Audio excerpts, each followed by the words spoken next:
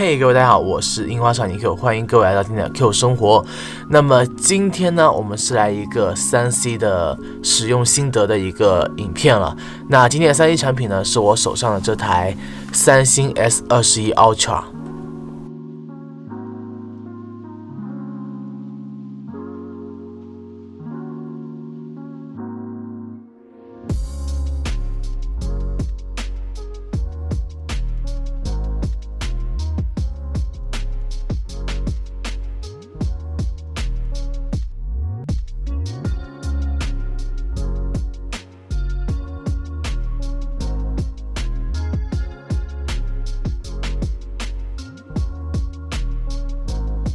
好，那么先来说一下我为什么想会买 Samsung 的手机。那么其实在 Samsung 出 S20 的时候，我已经是非常心动了，尤其是它的一个 Ultra 的牌子，那个荧幕加上它的一个摄像头，确实哇把我惊艳到了。但是那个时候我已经有 iPhone 11了嘛，在哪里？在这里 ，iPhone 11。那这款手机的话 ，S20 的话其实是跟 iPhone 11是同一个竞品啦。那时候我已经有了 iPhone 11之后，我觉得再买一款 S20 其实对我的用处不是很大，就算是当备用机的话 ，S8 加已经是够用了。那么那时候我就是忍痛割舍掉了我想去买 S20 Ultra 的冲动，但是我还是跑了好几趟 Samsung 的专营店去看那款 Samsung 20 Ultra。那时候它那款荧幕真的把我惊艳到，真的很惊艳。你在网络上看的时候其实还好，但是你到实体店专营店去看的时候，哇，这是什么神仙荧幕？好，那么到了今年之后呢，那个 iPhone 12和 S21 Ultra， 我就压抑不住心中的购买欲了，以及说 iPhone 的 iOS 系统确实是用腻了。虽然我还在用苹果的一个生态链，但是对于手机我可以追求一下别的品牌。那么三星 S21 就被我买过来了啊，忘了这 Ultra， 不好意思。我先介绍一下它这个 S21 Ultra 的一个优点好了。首先它的优点是在于说，真的是支援到了 2K 120赫兹刷新率，在你日常使用过程中，你只要习惯了那 iPhone 11的一个荧幕刷新，你会觉得真的很不舒服。那么现在支援到120赫兹的也只有在那个 iPad Pro 上面，我也只有在 iPad Pro 上面才能感觉到一样的流畅性，但是其他的手机已经是 over 了。那么再来的话 ，Samsung 的手机也是有支援到 Google 的。不管你是说你是中国大陆版的还是其他版本的，都是它的作业系统里面都是有一个 Google 支援到的。那么这个好处就不言而喻啦，就是你可以使用到 Google Play， 以及说是 Google 的任何他们所支援的项目，让你的 Android 真的是非常完美。不过还有一点缺点，我会在缺点方面再去讲，但是前面的话我先不讲了。那么再来的话 ，Samsung 的话，它的一个相机也是非常完美的。首先它是拥有一个专业拍摄以及专业影片功能，就像一个相机一样，你可以自己调参数，然后进行拍摄以及录像。再来的话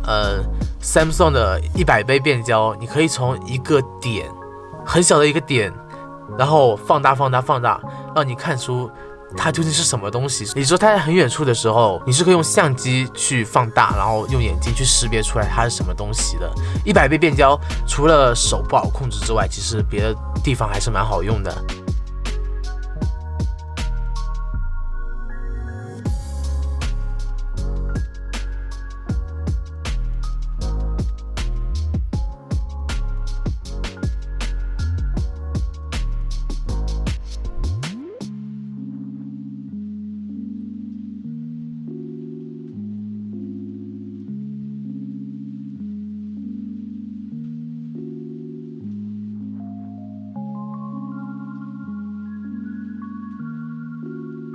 再来的话，它有一个导演模式。那么导演模式呢，就是简单来说，就是它的一个前置摄像头以及后置摄像头呢，进行了一个同时开启，然后你可以在录制 vlog 的时候，可以看到自己的脸，以及说在前面到底是什么样子一个情况，实时捕捉你的脸部变化，就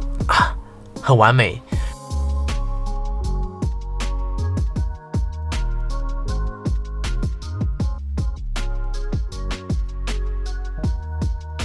那么 Samsung 还有一个功能也非常棒，就是它有一个备份功能，就是说你可以把你之前的老的 iPhone 以及说 Android 的手机里的内容传输到新的手机上面。那么我就选择了一个讯息以及说我的联络人两个东西，因为我自己个人的话就有一些癖好，就是喜欢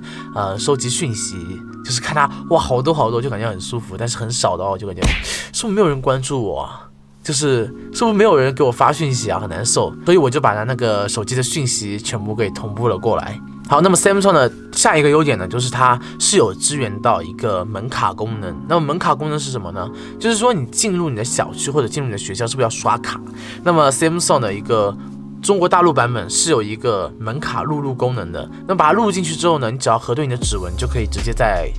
读卡器上面一读，它就可以把门开开来了。非常非常方便。那么这也是我为什么会把港版的手机的系统变成了中国大陆的系统了。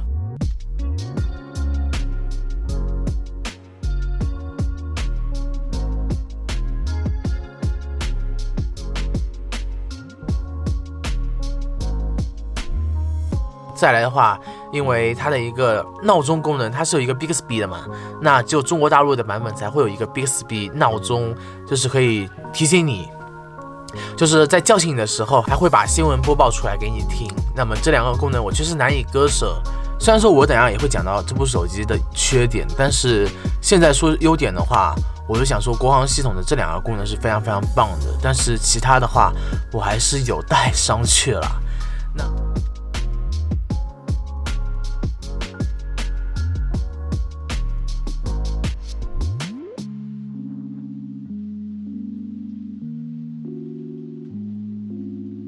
说了这么多优点之后，我也来说一下它的一个缺点好了。这是我日常中非常非常烦恼的事情，也是我一直在考虑要不要换港版作业系统的一个原因。那么就是它的一个通知功能了。在国行作业系统里面，所有的应用程式下载下来之后，它的一个通知全部是被关闭掉的，因为 Samsung 有一个电池优化，这是国行特有的哦。那么这部手机的话，因为它是有支援的 FCM 功能，然后中国大陆也没有屏蔽这个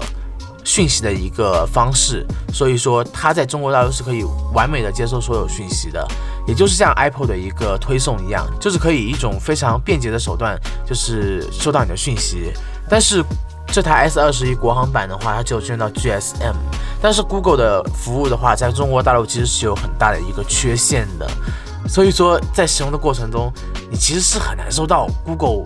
那个 GSM 推过来的消息的。那么基本上的话，你只有连接到一个支援 Google 的网络，它才会显示通知，以及说是一种密集的方式，啪啪啪啪啪一直发下来。有时候你的手机真的会震半天，所以这是一个我非常非常想换港版系统的原因。那么再来的话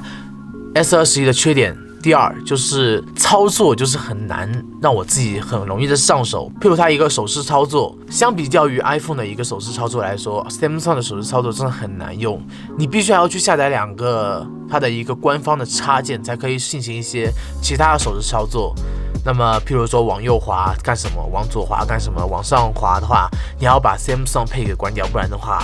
有时候你会误触到 Samsung Pay， 把 Samsung Pay 直接滑出来了，就非常非常烦。真的我就把它全部关掉了，以及说它的左右侧还有一个测评。那么这个测评的话，我现在在想要不要把它关掉，因为开着的话确实很酷，别人看过来一滑，就出来一些很多东西，确实很酷。但是在实际使用上面的话，你要往右滑退出一个东西，但是它就把测评给你开来了，就很靠背啊！为什么要这样子？它的一个防误触功能真的很难用再来的话，你在打字的时候，有时候你右手在打字，突然按一个键按不出来了，就为什么会这样子？然后你用左手去按的时候又按出来了，所以说它一个防误触的感觉就是说，有时候会判定你是误触了，但是你没有误触。但是在 iPhone 上面的话，完全没有这种感觉。好，那么再来的话，我们就来聊一下它的云端备份好了。因为我个人是非常非常不喜欢百度以及说是微云的，因为他们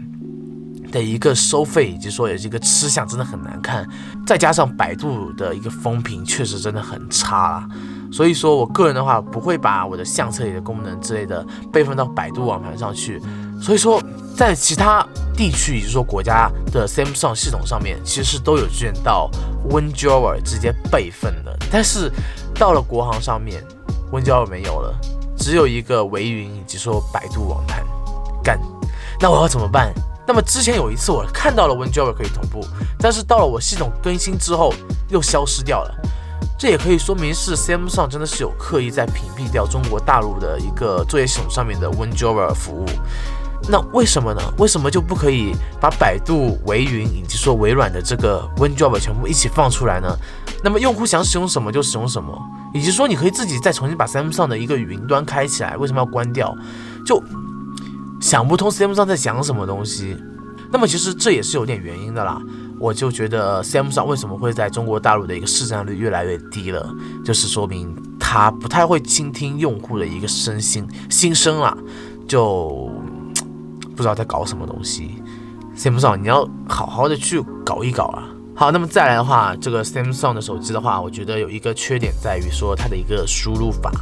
那么在 iPhone 上面，我是真的很习惯使用它的一个自带输入法，以及说 Mac 上面我也是这样使用的，没有一点问题。但是到了 Samsung 上面呢，其实你在美版上面用还是很舒服的，但是不晓得为什么它的国行上就跟搜狗进行合作了。那我想着跟本土化合作应该会更好用才是啊，结果说跟搜狗合作之后，体验完全更差了。那么我现在呢，就是把 Google 的那个键盘给下载下来了，就是 GBORD， 叫什么名字？Gboard。那使用上面的话，就跟 iPhone 的话接近了很多，以及说，因为 Gboard 虽然说是 Google 在开发，但是它的一个中文的联想能力还是非常棒的。他就不晓得为什么 Samsung 会做成这个样子，他自己做的键盘还不如不合作，合作了反而更差，用的是感觉就普。好，那么其他呢，也不说它是优点还是缺点了，就是在使用过程中有一些突发状况。就是我刚买到手机的前几天，就是在使用手机嘛，那么就是我在刚刚买到手机在使用的过程中呢，Google Play 上面是搜寻不到 Netflix 的，就是说，他说你的手机装置没有经过 Google 的检验成功，但是你进去看，其实是可以看到你的设备已经被检验过，以及是安全的，也被认证过的，但是就搜寻不到。然后以及说你直接去其他第三方的软体市场里面下载应用的话，把它下来 Netflix 是可以打开来的，但是它只有一个 L3 级别，也不晓得是什么因素，就是你只能看它的一个最差的画质。那时候我也在网络上面寻找了很多方法什么的在看，但是遇到问题的很少，但是也是有遇到的。他说去什么 Google 的一个地方注册一下，把你的硬件号发上去，然后第二天系统更新的时候就正常使用了。也不晓得是因为真的是没有注册上，因为国行的问题，还是说是因为 Samsung 自己的作业系统的问题，这个就很怪，真的。好，那么本期影片到结束了。如果你是一个 Android 用户的话，转移到三星是一个非常非常好的选择，因为三星的一些功能以及它的系统之类的是非常非常棒的，以及说你习惯了 Android 系统，你根本就没有差别的可以转移到这个系统里面。但是如果是你是 iPhone 用户，如果你习惯了 iPhone 的一些逻辑，你还是需要一段时间去适应，以及说你需要找到一些合理的方法以及键盘之类的东西去替代 Samsung 自带的，或者是说 Samsung 缺失的功能。那么除了相机你可以拍到更好看的自己之外，其他的话 Samsung 跟 iPhone 都是一个非常非常顶尖的选手，所以说没有好坏之分。好，那么本期影片到结束了。如果你喜欢的话，不要忘记订阅、分享和评论一下。B 站小伙伴可以点击一键三连以及投币、弹幕之类的功能，进行一个对于我的支持。OK， 那本期影片到结束，拜拜。